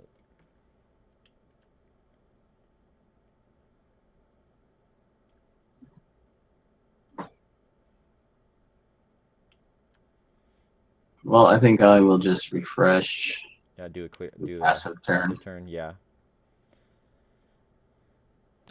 I still don't know how I can use my thickets to help though. Yeah, there are a lot of cards that, especially when you build your own deck, like there are a lot more you can put in to build that up. Like straight up, like pay 1 crystal, put out a thicket. There's actually one that's crazy. You can spend X amount of crystals, put that many Yeah, thickets out in base to base with your or within range 1 of your dryads, so they can spread it massively very quick. All right, so on my turn, I will actually uh, I will I will do the same thing. I will refresh. You do gain 2 crystals because you do have those 2 controlled. I will gain 2 crystals because I have those 2 controlled. That was another thing, is killing that Oracle gave me control of that crystal source, um, which was important. So, I at 5, now up to 7. I still have 1 more unstoppable token. Here's your call token. I don't want to discard. Oh, I can't discard those. So that refreshes. Oh, and the Harvester gets 1 endurance token back for being base to base with that. That was why I wanted him there. Since my hatchery. All right. So active turn to you now, or yeah, I'm assuming active turn. Oh, I never collected harvested. Yep. So 2 crystals. So you should be up to 6. I should be 1 above you just because of my faction card.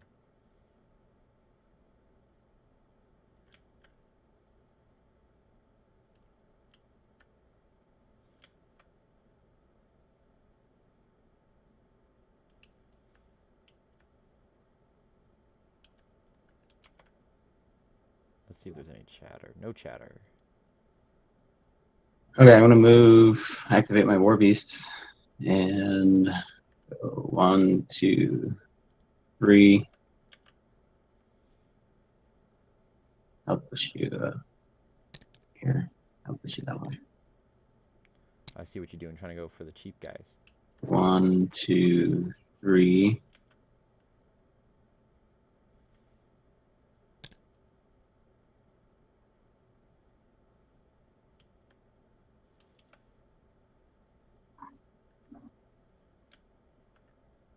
Okay, and make an attack on this guy. What is your defense? He's a regular berserker right now, so he's 0. Alright. I'll use your regular dice. 4. So yeah. Gives me 6. Yep, I cannot win this no matter what. So he will just take a wound and go down. I will. Yeah, I'll kill him off. That's a victory point. I'm also going to play Seed. There you Spend go. 1 crystal. After see, Thornwood play. After the model dies base to base with a Thornwood thicket. It was not base to base with a Thornwood thicket. Oh. Okay. That would have been a very good play though if that was the case. Like, bravo, sir. Yep. The dumb thicket. I put it in the wrong spot. I just can't play these things right. You need to make a video to help me learn how to play this faction right. Next, like, some point we'll have to switch factions, and like you try the other one, different one, and I'll play Reborn and see if I can't play him better. Because I've played them once already, using a lot of thickets. I just didn't use them well enough. I need to sit down and read through my cards. I stop modding stuff and just read. Is that all for you? Oh, don't forget your faction banner. Don't forget your faction banner. Yeah, exactly. Thank you. I was going to use that to do something at least.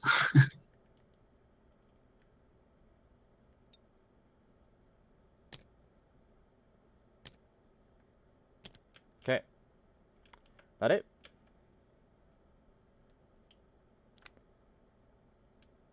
Oh, I can't. I was thinking to put it up here, but I can't cross over, and that would have given my thicket. Well, you also need it within range 2, because your Oracle's dead. Thicket or Oracle. Yep. All right. My turn. I suck. Yeah, it's your turn. Okay. This is where things get fun. I'm going to use my banner to get rid of one of the basic Berserker models from the game. So this guy is going to be deleted. And I will gain 1 additional crystal. I'm going to spend 1, 2, 3, 4, 5. Oh, crap. That's not good. My shatter is now evolved.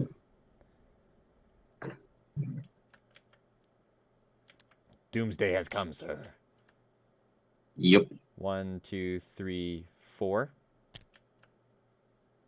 Yeah, because that's base to base with you. Yep. And then I'm going to attack your Blightsteed. I have an initiative of 4, so I get to attack first. And I'm currently at a 6. You are at a 2. So I'm 4 above you. I'm going to go ahead and I will use my regular die, I think. Yeah. Oh. So refresh, reroll. So right now I'm currently at 6. Yeah. I think I actually will spend 1 to reroll that. So that's better. So that's going to be at an 8.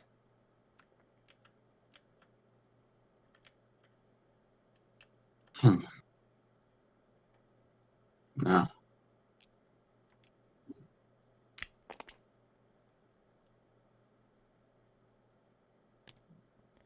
Yep, so there's the refresh. That'll be the kill on the Blightsteed, which will be 2 points for me. You should probably leave the cards there, because there are effects that bring things back. I just don't know what there is in the Reborn other than the werewolves. Yeah, I'll bring him. I'm not deleting him. Just Okay. drag him back over. And then I'm going to spend 2. I will die the way I want to die, okay? I'll spend 2 to upgrade my harvester.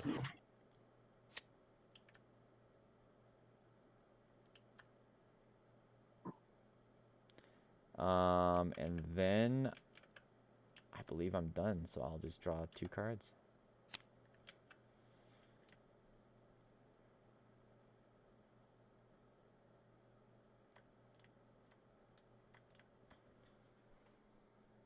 Well, that's interesting. All right, sir. Active turn to you.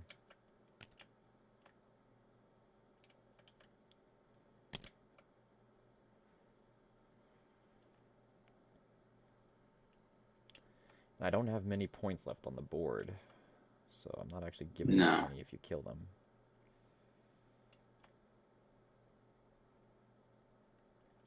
Like, this is the scariest mode for the Shatter. I don't know if anyone here has looked at the Oh, my faceless cards, worms. but he has 12 space movement. He basically can walk all around the board. He doesn't care. He's very difficult to deal with at this point. And he's still got a unstoppable token on him. So he's evolved. He's very evolved. What are the in-game conditions besides Pretty victory much points? victory points, and if anyone runs out of models, the game is over, and just most victory points wins. Also, if you run out of your deck, Probably. maybe I should try to milk this out and just run. Well, I you're, mean, running from him is like you hard. said, yeah, it's And you can impossible. only run 1 squad at a time. Yeah. Like, she doesn't matter. These guys, but the other 2 do. Oh, this game is just gonna drag. If I run. Okay, activate War Beast. 1, 2, 3.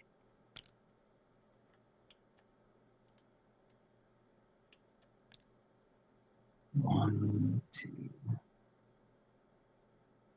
three.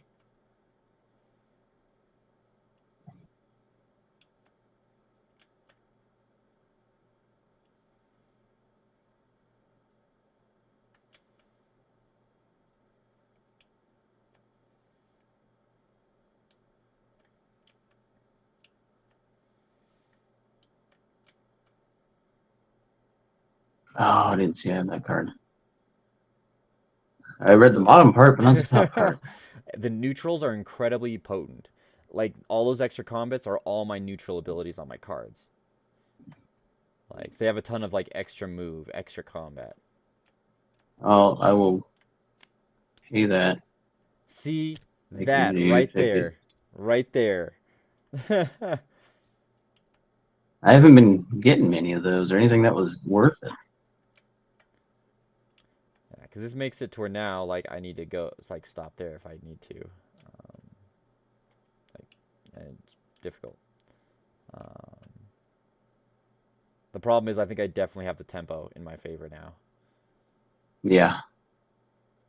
Okay, I'll make an attack here. Mm-hmm. What is your That's one of stats the on that guy? evolved berserker. No, that's not evolved, but that's a regular berserker, so he's a 0. All right. I'll pay for one and just roll red. Okay. 3, so you have a 6. So 3, so I have a 3. So you kill him, so you gain 1 point. Alright, so what I'm going to do... oh, do you have any other card actions, I should say, first? Let me double check.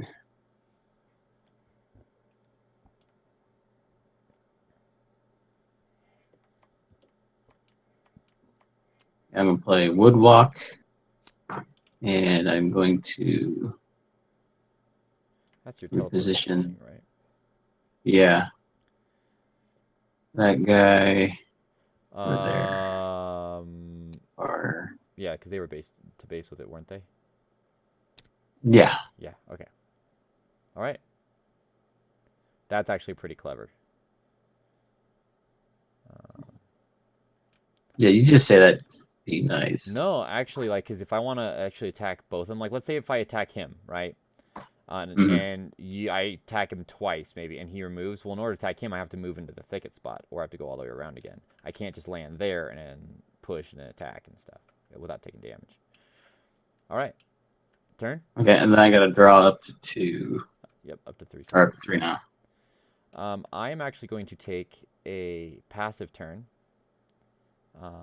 which will refresh this, and it will return all of these crystals over to this side. I will not generate any new crystals, but I will get a single endurance back on my harvester, which is important, because now no matter what, he should be able to survive whatever kind of onslaught those things are bringing, and he may actually be able to attack back. Because now he's kind of scary too.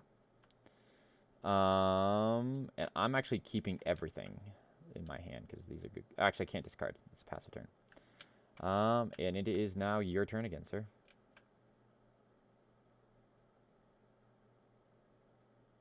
Okay, I'm gonna play a sewing and pay 2 crystals to bring out some. Now I see it get up my thickets. Yeah. There's 1, Range there's 1 of tree 2. maids. Ah, you gotta be kidding me. That's one of the reasons why I focus so much on killing your tree mates is they're utility pieces that I had to get rid of.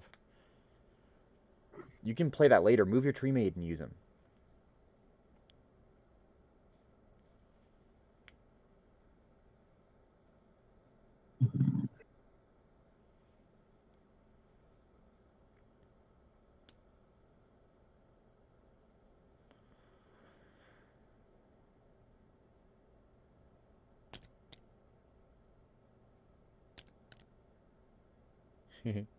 That's funny. You're building up defenses to protect a mate. That does force you into moving that.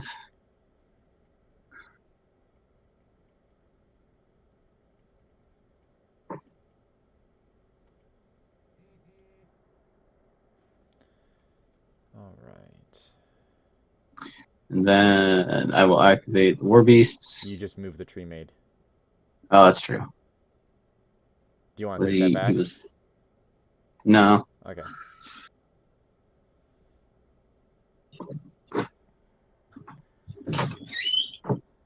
All right. Do you want to use any other cards from hand?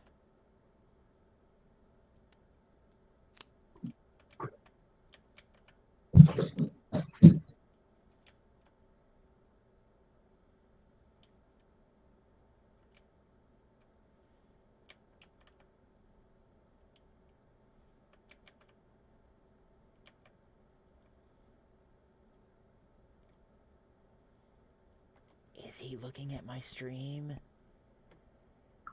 No, it gets talking to me. Are you deciding what you're doing? No, Or I are you asked you asking me if a you question? were done. Yeah, sorry, done. Okay. I will start off by using this to remove the last of that, simple squad, wherever they are. Let's see here. Him, that guy, right? Yeah, so this guy here is being removed from the game to add 1 more crystal to my pool. And then I'm going to spend 1, 2 to play this Berserker card on this unit. Oh, wait, I can't do that. So instead, I can't get the crystal, so the other guy would stay in the pool, technically. He's never coming back, though. Because what I need to do is I need to use this to use my banner to bring back the Berserkers. Which is this. No, that's a blade. Those are blade breeders. I do not want blade breeders. So Berserker, Berserker, Berserker. Okay, so I'm gonna put 1 here. I'm gonna put 1 here. Do not lurch me. These aren't the guys with lurch. Okay. And then I'm gonna put 1 guy.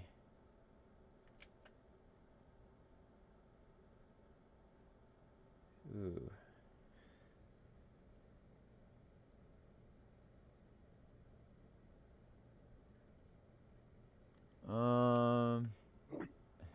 I'll be right back while you decide that. I'm gonna put this guy over here.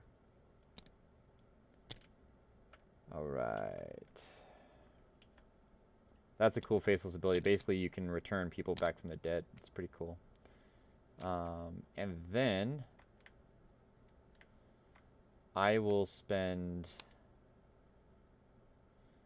back to the source. Place a source token. There are no source tokens. Ken has failed.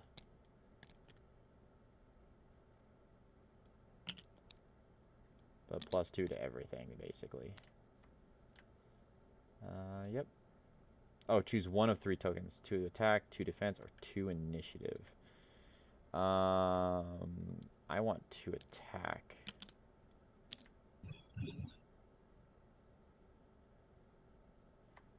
Alright, so this is what I did. I brought this unit back, I dropping those 2 guys there, and I dropped this guy way over here. So this is the source token on that guy. That guy basically becomes immobile, but he boosts all the other faceless squads in play. So everybody gets +2 attack. Everybody. And I'm activating that Berserker unit, and I'm going to make an attack against the werewolves.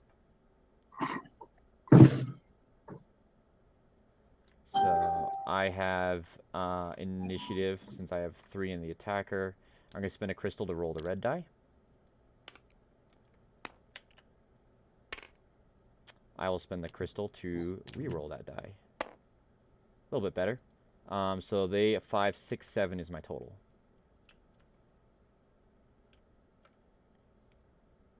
Oh, only 1%.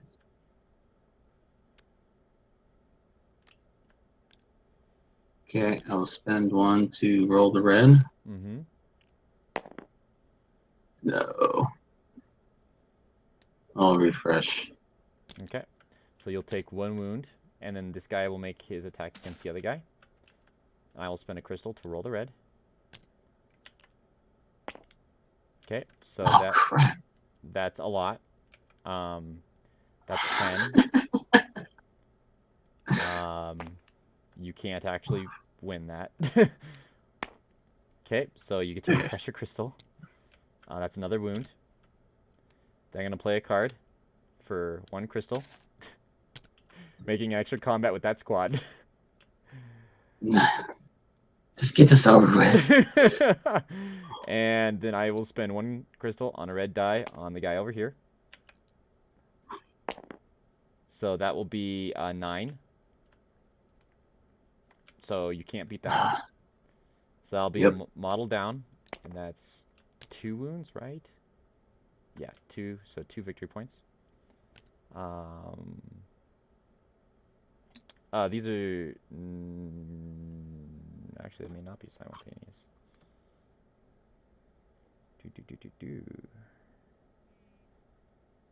That's actually a good point. Because I do remember see? that they're not simultaneous. That's a clever thing. That is a clever thing. You see, guys, Ken is doing a clever thing. Oh, too late. Combat and shooting, wounds, playing... Okay, combat and shooting. Combat. Combat... Rest of the squad. In this case, active player. It's ordering which combat sequences. These combat sequences are not treated as simultaneous. There's still people watching this. They're watching me get beat. Go away. Don't but that was a good move. I cannot attack you anymore with that unit. So now it is the end of my turn. I don't know what to do. This is the first time the victory points have ever been on this side of the table. I don't know. It is true. It was literally like 1 point away from you winning. And all I needed was a 6. If I would have got a 6 out of that, all right. So your turn. I would have been the game.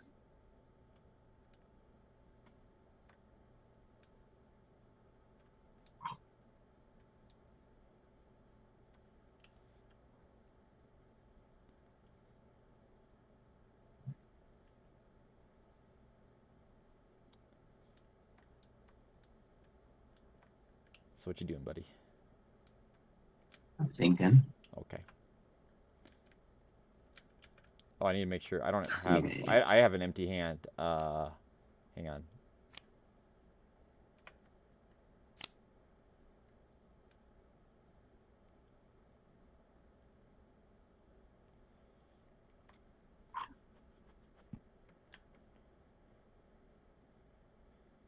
Interesting. And already, like, I'm seeing kind of how the tactics in this game will be quite diverse based on, like, the crystals and everything. Like, had you gotten your thicket generation a lot sooner, it would have been a lot better. Because you had this central Yeah. positioning. Like this right here, for example, you're trying to defend those guys, and you're absolutely stopping them from dying. Um,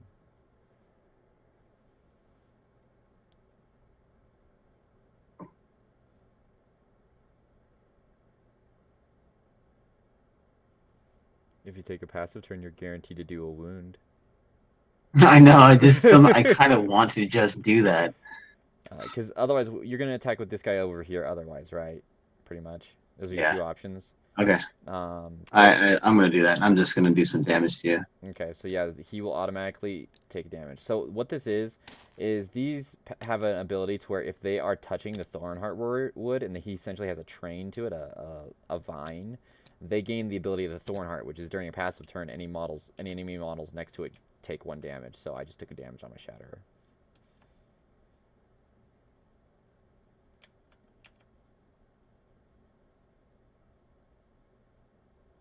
Okay. You refresh that. All right, so you good to go? Yep. Okay, so on my turn, I'm going to go with my Harvester. I'm going to go 1, 2, 3. Go over here. I'm going to attack the War Beast. I have an initiative of 3, so as the active player, I get to go. And I will spend 1 to get a red die. I have a current attack characteristic of 6. Your base attack? My base attack is 4, plus this Okay. it's 2. So that will be 10.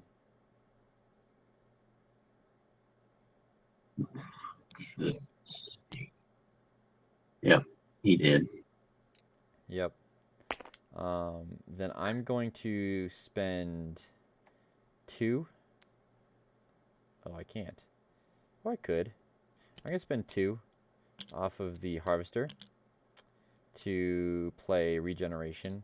I basically add a Endurance token back to a Faceless unit, so I'm basically transferring a single Endurance over to my Shatterer. Did you take your 2 points? I did. And then I'm going to play 0, because I don't want you to take a passive turn and just do 1 more damage automatically. I'll move over here, I guess. Yeah, I'll move over here.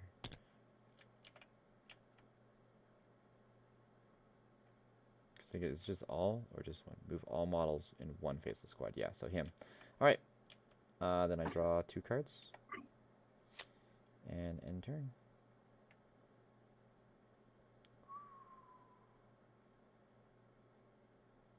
Ouch. Wow. Holy crap, that's powerful. I'll show you that here in a moment. So it's your turn. Okay.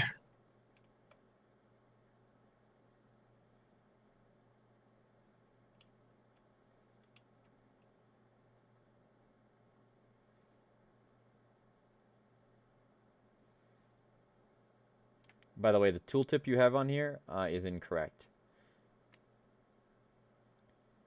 Or +1 to attack? It's Oh, yeah. +2. It's like Good on each point. of those. On all of them? Yeah, and by the... Yeah. So guys, this is so far how the Faceless are faring against the Reborn this time. Last time it was pretty much the exact opposite when we played. I couldn't roll anything to succeed ever. Never, ever. Yeah. Yep. Okay, so no cards to do anything good. Except for this one. Worms are 1 each. So essentially right now, my victory condition is wiping you out because you only have 2 victory points left. So I have to kill all your models.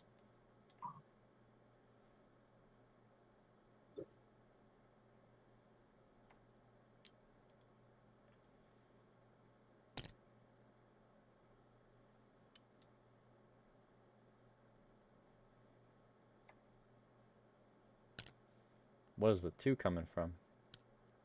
I paid 2 crystals. For what? Oh, did you Selling. play a new one? Yeah. Okay. I got my console screen up. Go away. Okay.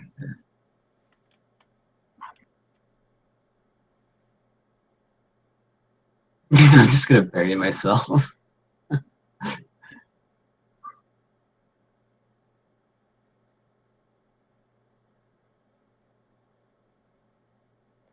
Pretty much, it's what it just did. Okay.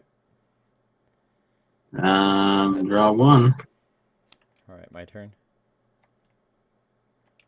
I'm going to go with the Shatterer.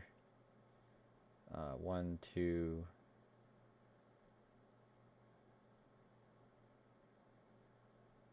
3, I guess. So I will push that model, and I will push them here.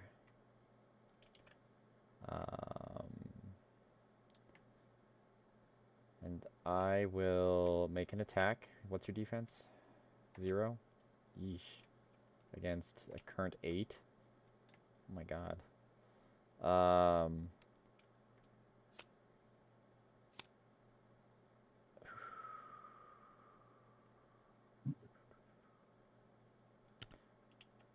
I'm going to spend 1 token, or 1 endurance token, to play Impale. And essentially, if I succeed on this attack roll, I will do 2 damage instead, but I subtract 2 from it. So, let's do this die. So that will be essentially a 1 added to my stats, so a total of 9.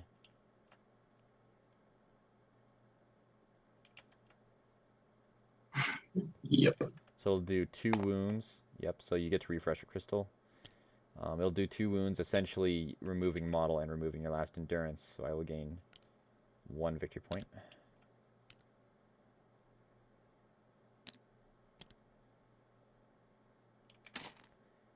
And then I will play move to move a faceless squad.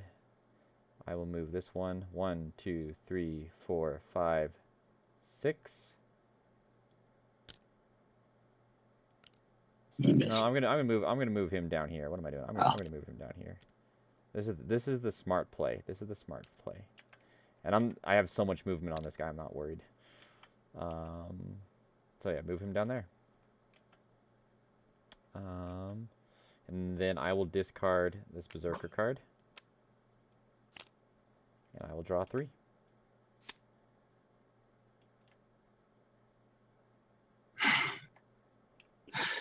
So I gotta be honest. I don't do much sports, but I know that at the end of a basketball game, when a team is up by a lot, and then the other team is just kind of passing the ball around. Yeah, so essentially what's going to happen here is I'm going to hit a passive turn, refresh all this stuff. He's actually going to gain an endurance token back.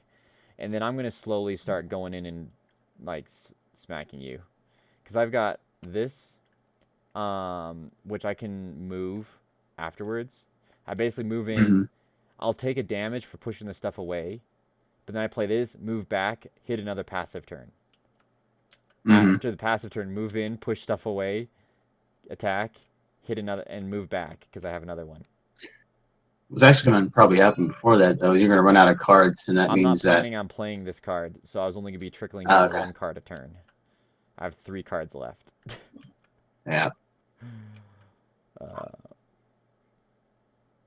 Yeah. You pretty much would probably that win that that this. was how the faceless are supposed to play. So if anyone was watching, Yeah. the faceless start off super weak. They lose their fodder, and then they slowly gain strength to the point to where they're nigh unstoppable. Like, you have to kill this guy or do something, and he's brutal. If he gets to, if he And gets this, this card right here, like, that's, oh my god. 4 initiative, yeah, 6 attack, 3 defense, 12 speed. Like, if you, what I would have done, I would have well, used and this is Thornheart. how to not play the reborn. So this is how to play faceless. This is So how not to play the reborn. this is what you should have done. So you should have moved your tree maid. Do the Thornheart, like, do your banner to put one here. Use the tree mate's ability to then do the other ones. Oh, I forgot about the banner. Dang it. And I could not have moved at that point. Unless I You can wanted still to just, push. well, I would have had to You go move one here. and then push and then another passive. I don't think it would have been enough to kill you, but I see what you're saying now. Yeah. Like, that basically was me trudging through a whole bunch of vines. Mm-hmm. So, I would be very cautious about attacking berserkers early on.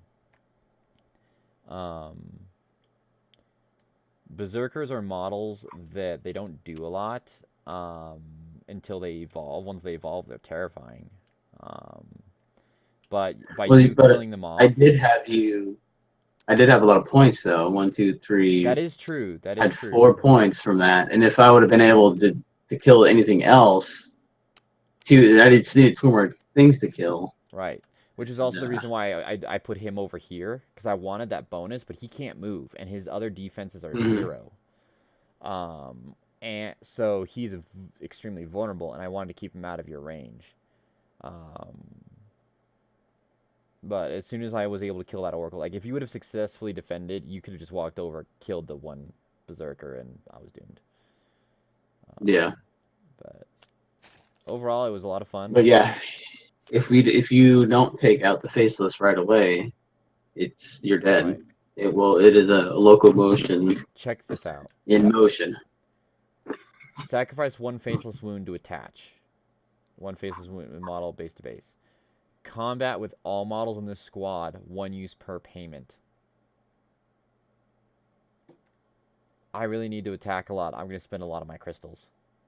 That is really expensive to do that, but that's insane. So that's one. That's one endurance. Sacrifice That's, 1 faceless endurance. it costs 1 crystal to play in the first place, Mm-hmm. and you have to sacrifice an endurance token on a model base to base, a friendly model base to base, and then you can attach it, and then you pay 1 crystal per use.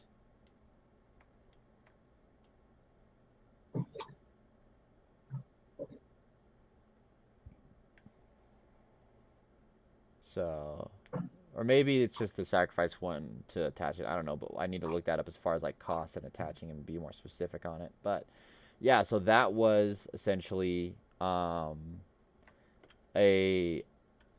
game between 2 people who are not super familiar with the game yet. Like, we've meddled around with it. We know the core pretty well.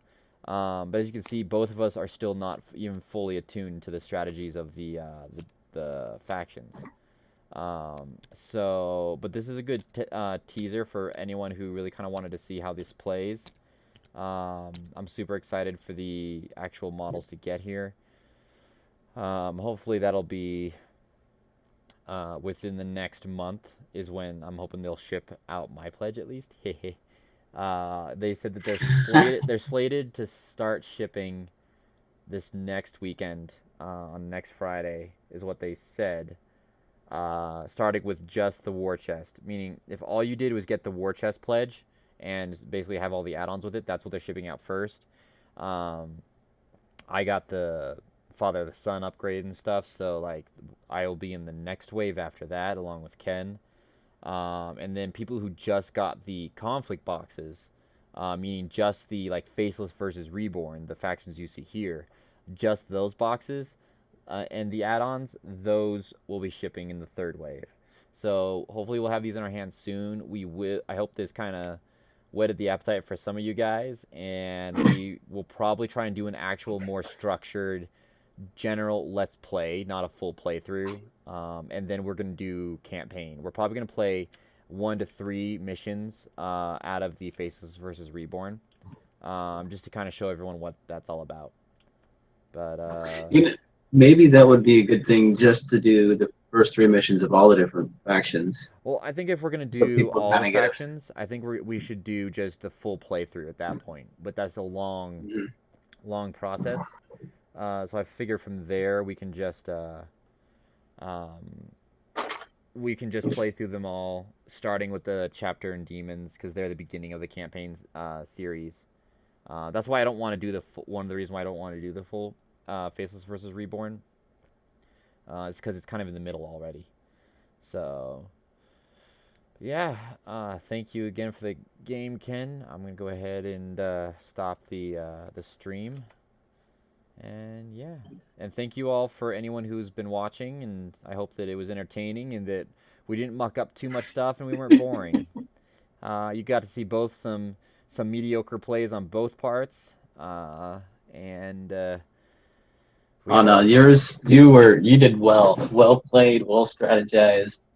Well, after I got my, like my keister handed to me last time, I really had to rethink. Okay, so how am I using these guys? Because the first time I played this as the faceless, I played it trying to play it like like another faction. I was spending crystals to do stuff. I wasn't trying to churn through my cards quickly, and that was causing problems. But this one, I spent my endurance. I kept key things alive. I hit my clear turns at good times. Not clear turns, clear turns. I'm thinking of a different miniatures game. I'm hitting those passive turns at good times. I think for you, the biggest issue was the fact that you did not hit your passive turns early and Tickets. soon enough. Well, Especially because you yeah, I just actually had crystal I need to get my control. thickets out. Well, you had crystal control as well. Mm-hmm. You could have generated a whole bunch of crystals and been totally fine early on. Because then And just buying a bunch if you of do a stuff and passive, burn through my cards. yeah, because if you do a passive turn, your banner refreshes, drop out a thicket. You're essentially creating a small little base. You don't have to be aggressive right off the bat. Um, Mm-hmm.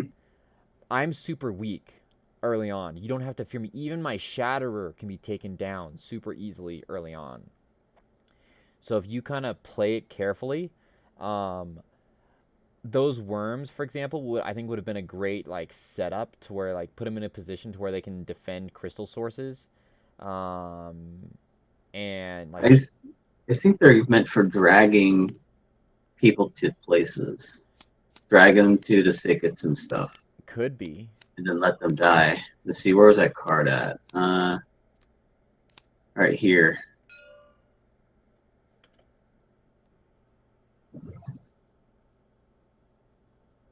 Yeah, and it's pushing, so that means that you will be pushing through thickets. Um, Yeah, that is big. That is pretty big. Um, yeah. I so almost got these on you last time we played. yep. So what we'll probably do at one point is we'll probably sit down and go through each of the faceless cards and each of the reborn cards. That'd be kind of a fun video to do, and just be like, okay, so this is the general opinion of this card, whatever, and of course coming from our opinions and our inexperience, but and You might want to talk to Jordan too, and see if he wants to join and that would talk be fun. about Like that would action. actually be a lot of fun. Like I plan on building my own deck here soon with these anyway. So it'll be. Let me see. Can we save objects? We can save objects. So yeah, I'll probably build my own deck Yeah. and save it, and then we can use it. So, but yeah, thank you guys for watching. Appreciate your time, and I will likely be uploading this to YouTube for viewing later. So thanks, guys.